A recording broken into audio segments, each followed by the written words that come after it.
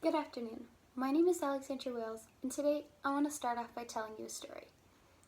There I was, walking on the beach, the feeling of hot, squishy sand moving between my toes as I walked. I could feel my feet starting to blister, but it was totally worth it. I was going out of the country for the first time in my life that I would actually remember, and I was really excited. By now, you're probably wondering, well, what is this place? This place is Australia. Today, I'm here to talk to you about this beautiful place and the 4 pieces of literature I read to go with it. By now, you're also probably wondering, what even makes me qualified to talk about Australia? Well, I'm a citizen of Australia, and my whole life has revolved around it. Australia is not a place where a lot of violence occurs.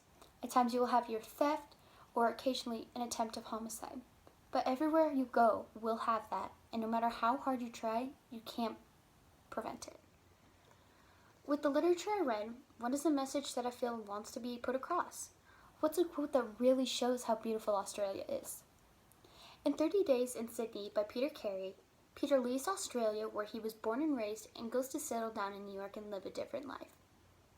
Over a decade later, Peter finally returns home. When Peter does return home, he had remembered things from his past, and it seemed and felt like he never really left. 12 years later, I stared balefully at the fiery bridge, but as the smoke cleared, I spotted an unexpected sign.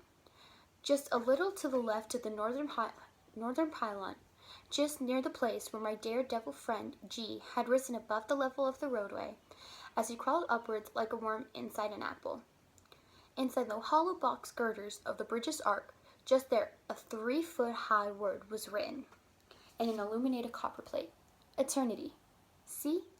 Peter had something to hold on to. A memory. Because memories are something that we hold on to forever. Australia is the place where you have countless opportunities and moments to witness the beauty and the culture. Peter would agree, as he stated in his book, I despair of being able to convey to any reader my own idea of the beauty of Sydney Harbour. Really, it is a special place. The memories you can make are amazing. I've experienced some of my own. Things like holding a koala or feeding kangaroos. But there is one thing that topped all the others. Visiting Whale Street. That's because it has a direct connection to me. But how? Why is it connected to me? My great-grandfather had worked for 2 major councils in Redcliffe for over 50 years. After retiring, they decided to name the street after him. In life, we often come across rumors, lies, or things that are fake. As I describe my next piece of literature to you, I want you to think about how this can relate to Australia, or maybe even yourself, or if it could be a real-life scenario. Cheating, lying, trying to protect someone we care about. It's something we all do.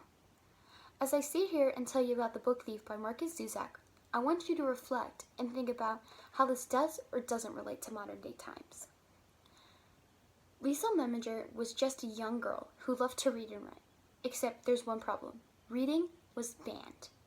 No one of any age was allowed to read.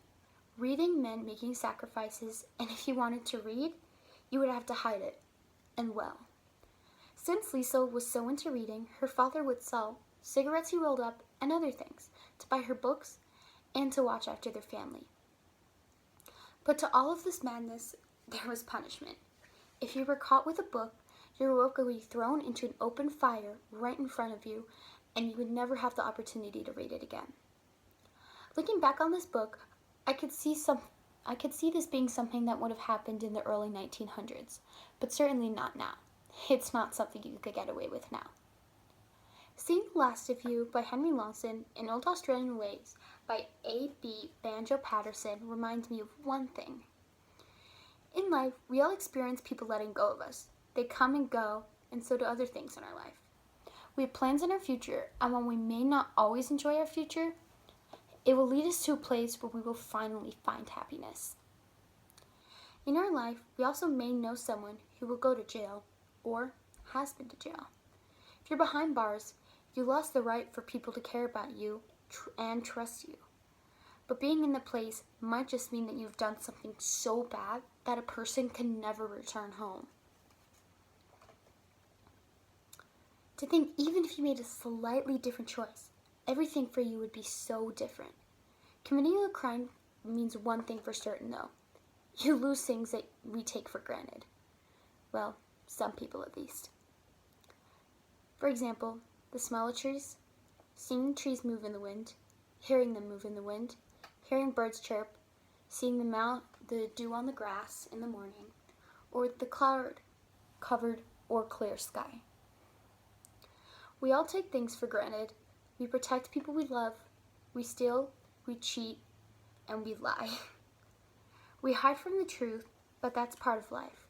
We're all humans, and none of us are perfect. You can't change the past. You can't change people's actions. You can't control how people feel to you or treat you. But you can control how you act towards others. No one else can do that for you. Now I want to leave you with one last quote. There's a difference between interest and commitment. When you're interested in something, you only do it when it's convenient. When you're committed to something, you accept no excuses, only results. Thank you.